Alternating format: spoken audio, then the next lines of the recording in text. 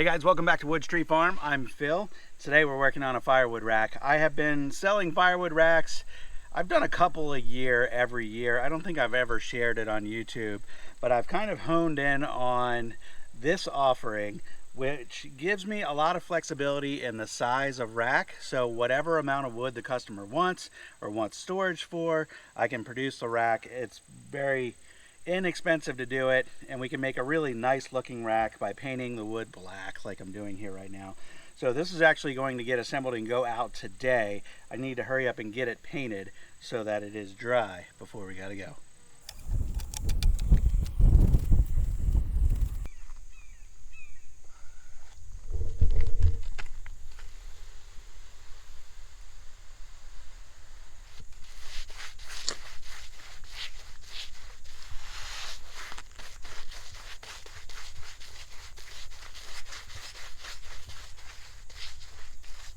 While we wait for the paint to dry, I'm going to go load up a half cord in the truck, and we're going to start taking some wood out of the giant firewood bin that I've got out in the middle of the field. That has been sitting there for many months now. It is almost all oak in there, and we had a very wet spring and summer, so we're curious to see how well the middle of that pile is drying out and if there's a lot of mold or fungus growth in there. We certainly hope not. This is my big firewood bin. It's about 50 feet long and about 12 feet wide. It's 3 pallets wide. And of course the walls here have kind of splayed out from the weight. So the actual wood that's stored there is taking more than 12 feet wide, probably closer to 15 or 16 feet wide if we account for the angle of these walls. But there's a lot of wood in here. I estimate there's at least 18 cords.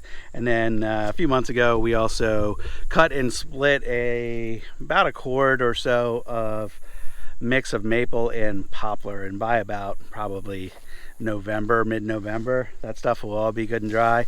I've found in the past it takes about 4 months for maple and poplar to dry out, and that's about it. Compared to white oak, red oak, this stuff can take a year or two.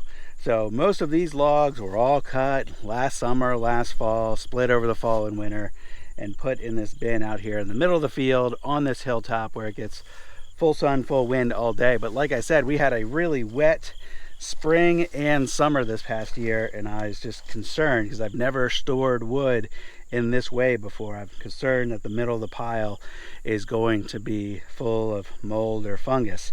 So I'm starting to pick from here. I've taken less than a cord out of here so far, and we're just starting to get into a deeper section of that middle part, and we'll see what we find once we get in there.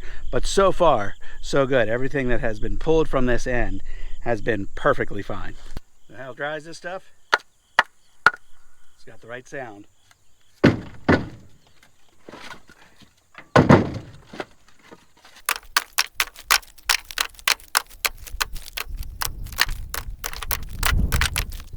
So I got the truck over halfway loaded now. We do need to stack it in there to fit a half cord. So the front half is stacked, the back half is just thrown in. I'll need to stack that. But what I'm really looking at right now is digging into the middle of this pile to see if there is any nasty wood in there that grew a lot of mold or a lot of fungus that didn't properly dry out because of airflow in the middle of this pile. And I'm not really seeing much of concern. There's a few pieces here and there with a little bit of fungal growth. Okay, there's one here, we can see that white stuff. There's one over there. But as we look further up into the pile, I'm not seeing like an infestation of anything to be concerned about. There might just be a few pieces here and there that we'll need to keep an eye on.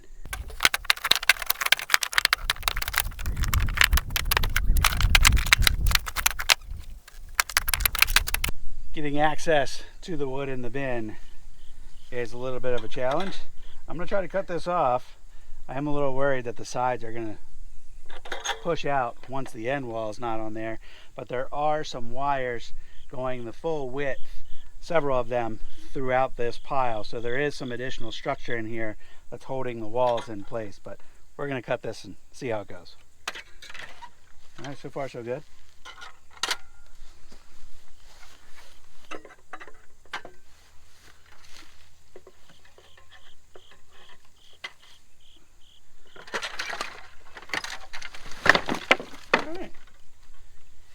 actually work. Now I can access what's here a lot easier.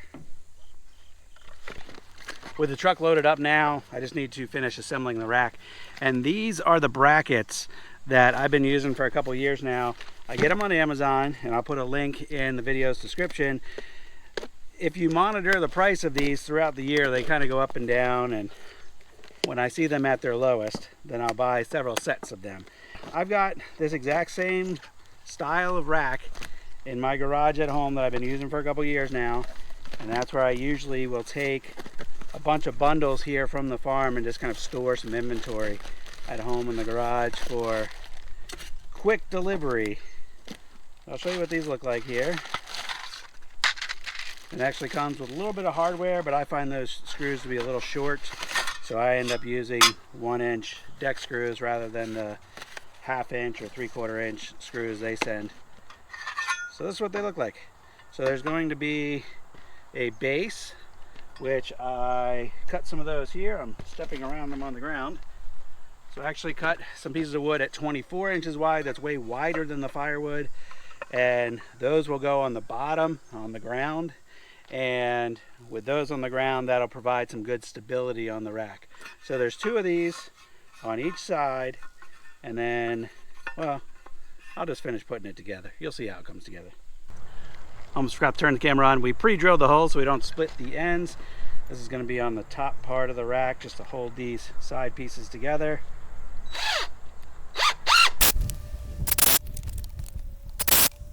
Then my metal brackets are going to go on the bottom. Now, the support piece that I just put on the other end is 13 inches wide, so this is going to end up being 13 inches wide. You add on the 3 inches of 2x4 on each side, and that means our rack where the wood is resting will be 16 inches wide.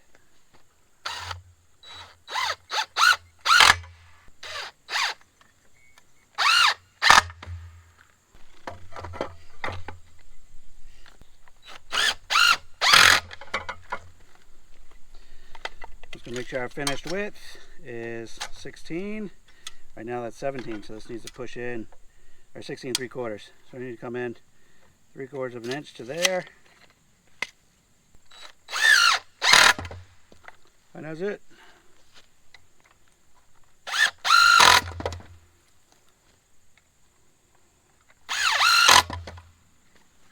Second one of those, and we're ready to get on the road.